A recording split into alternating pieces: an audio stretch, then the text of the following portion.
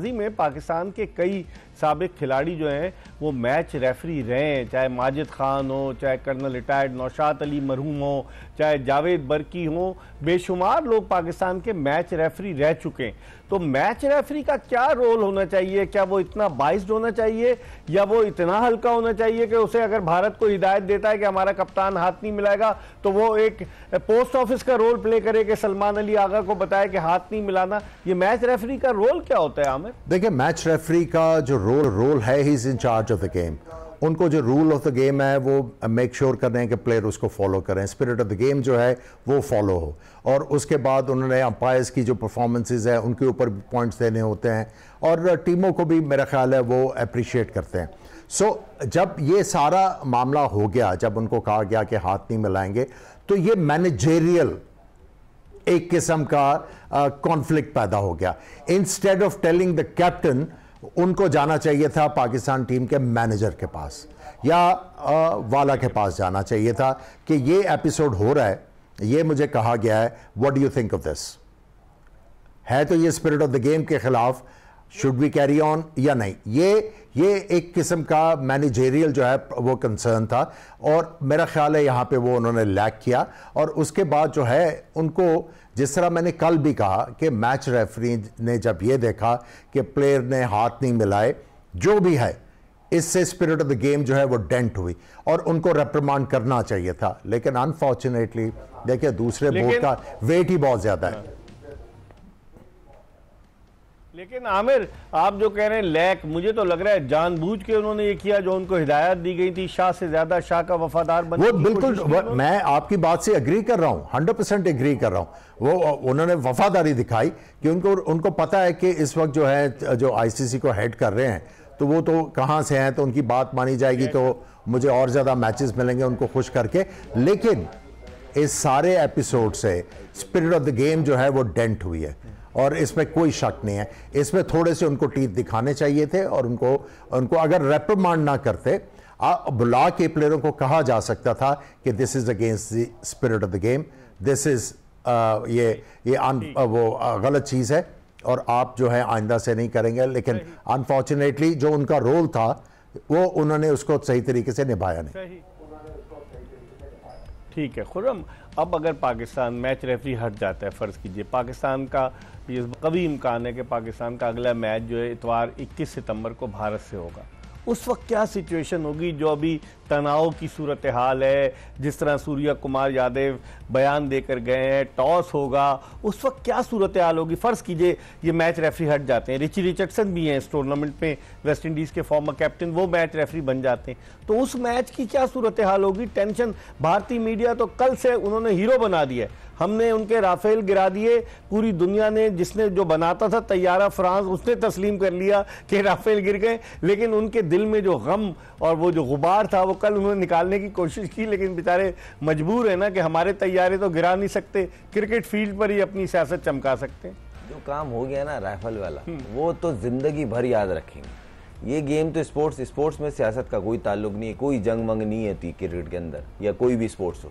वो आपने जंग का मुद्दा बनाया हुआ जबरदस्ती का। इतनी प्रॉब्लम है पाकिस्तान से, खेलने को मना कर दो, दलेरी दिखाओ ना। फिर हम खेल ही नहीं रहे भाई, हम पाकिस्तान वाला मैच पुल आउट कर रहे हैं, वॉकओवर दे रहे हैं, तो फिर माल कहां से आएगा? तो ये है गेम, करनी भी है और बोलना हम नहीं यूं कर रहे भाई। इतने आप इतने ऊपर से आ रहे हो तो मना कर दो ना। हम इवेंट आएंगे खेलने, इनसे मैच होगा, हम नहीं खेलेंगे। आप इजी कर दो लाइफ, अपनी भी, अपनी पब्लिक की भी और हमारी भी।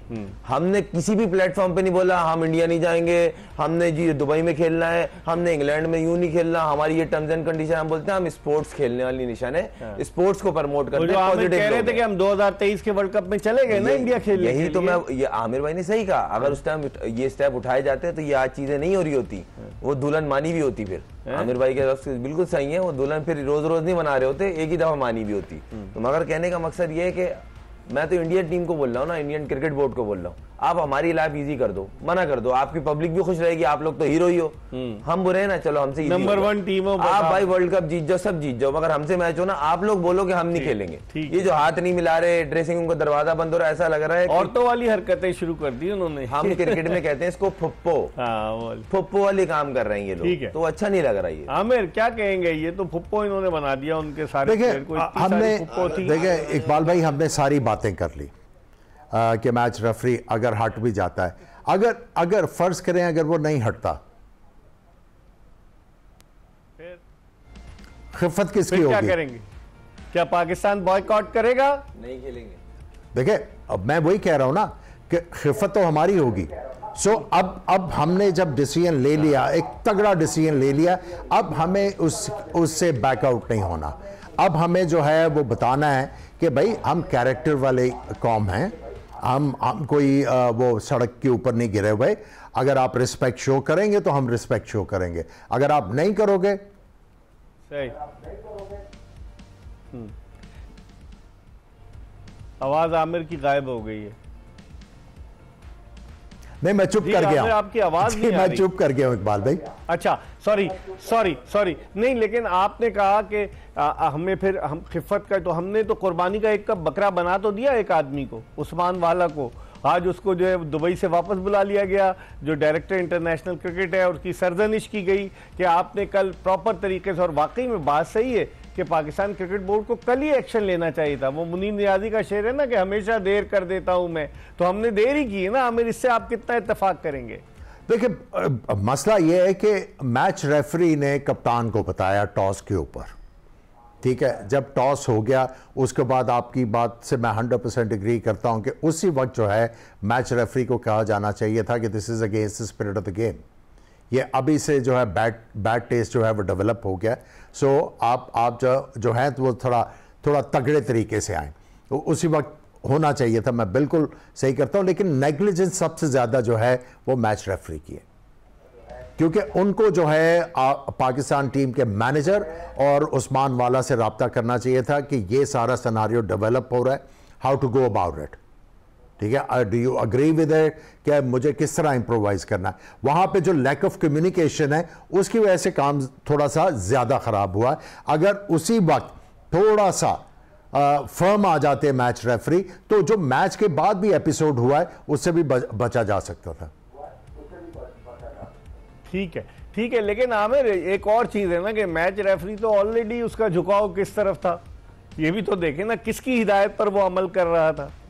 देखें जिसकी मर्जी हिदायत है, लेकिन एक जो है प्रोसेस और एक जो प्रोटोकॉल्स हैं वो तो फॉलो होनी चाहिए थी ना, कि भाई कब आपने देखा कि सबसे ज्यादा बड़ी पहले राइवलरी कौन सी थी? इंग्लैंड और ऑस्ट्रेलिया की राइवलरी थी। कभी आपने इस तरह का एपिसोड देखा है? ठीक है, फाइट करते हैं एक दूसरे के ऊपर, स्लेजिंग भी होती थी, बड़ी क्रिकेट को लड़ते थे जीतने के लिए, लेकिन इस तरह की चीज कभी देखने को नहीं मिली। अब देखें ना, अब आपके जो कमेंटेटर्स बैठे हुए हैं कमेंट्री बॉक्स में, इंडियन भी है, पाकिस्तानी भी है, तो फिर अगर इंडिया को इतना ही था तो फिर वो पाकिस्तानियों के साथ ना बैठते। नहीं, पैसा भी तो उन्हें कमाना है ना, जो 1.7 बिलियन का उन्होंने लिया हुआ है, जो $मिलियन या $बिलियन का जो सोनी ने। लेकिन आमिर इसमें आपने सही कहा कि इस पर हमें मैच रेफरी को भी बताना चाहिए था, लेकिन मैं चलते चलते आपको एक एग्जांपल दूं कि माजी में साउथ अमेरिका में भी दोनों कई ममालिक के आपस के इख्तलाफात हुए हैं, कभी ऐसा नहीं हुआ। माजी में पाकिस्तान और भारत के दरमियान भी बड़े इख्तलाफात हुए, कभी ऐसा नहीं हुआ। 1999 में आपको याद होगा कि फिरोज शाह कोटला ग्राउंड की पिच खोद दी गई थी जब पाकिस्तानी टीम वहां गई थी टेस्ट सीरीज़ खेलने के लिए, लेकिन मैच हुआ। लेकिन ये एक अनोखा वाक़या है और इस हवाले से बाज़ गश तो सुनाई दे रही है, इस पर हम मज़ीद बात करेंगे।